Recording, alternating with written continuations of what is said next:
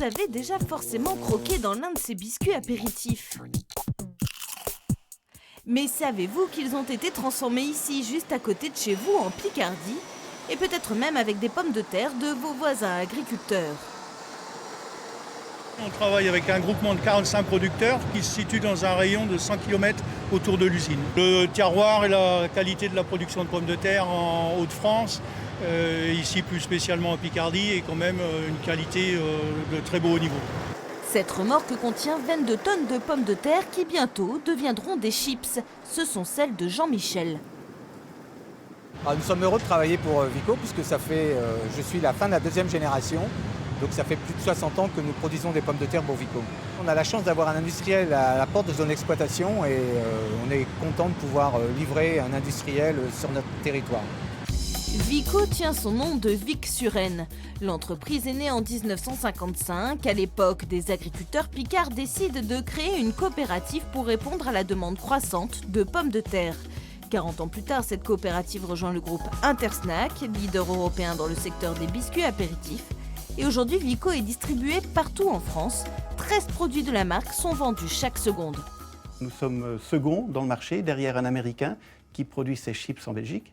Mais parmi les marques françaises, nous sommes les premiers. Je ne vais pas dire que nous étions le premier ou la première marque, mais on est parmi les précurseurs très certainement. Mais revenons à nos pommes de terre. Une fois déchargées, direction ces énormes machines. C'est dans cet atelier que les pommes de terre arrivent. Elles sont lavées, on enlève les pierres, on enlève tout ce qui flotte, tous les éléments, et on les envoie ensuite dans ces machines-là où elles sont épluchées. Nous appelons ça des parmentières. Les pommes de terre sont ensuite calibrées, certaines écartées, elles deviendront de la nourriture pour les animaux. Ici, nous sommes maintenant après la coupe, et vous voyez les tranches qui, avant de passer dans la friteuse, sont rincées, comme à la maison. L'entreprise emploie 478 personnes. C'est le deuxième employeur de l'Aisne dans le secteur agroalimentaire.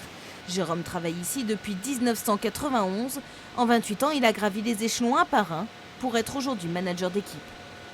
Sur le terroir Picard, on est quand même une grande société qui permet d'embaucher quand même pas mal de jeunes sortis d'école.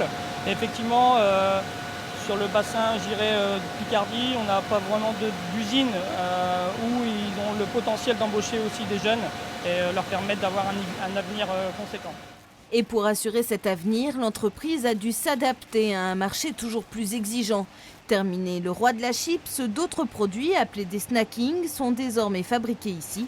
Sans cela, l'entreprise aurait déjà peut-être fermé ses portes. Nous avons réduit nos listes d'ingrédients. Le snack curly a une liste d'ingrédients ultra courte, Monster Munch également. Et nous nous positionnons également sur des nouveautés qui sont, je dirais, à cheval entre la chips et le snack, comme notre dernière innovation, qui sont des chips de lentilles. Au total, chaque année, 30 000 tonnes de biscuits apéritifs sortent de cette usine, dont 12 000 tonnes de chips. Demain, nous vous emmènerons à Laucourt dans la Somme pour découvrir des pommes de terre haut de gamme, servies entre autres à l'Élysée.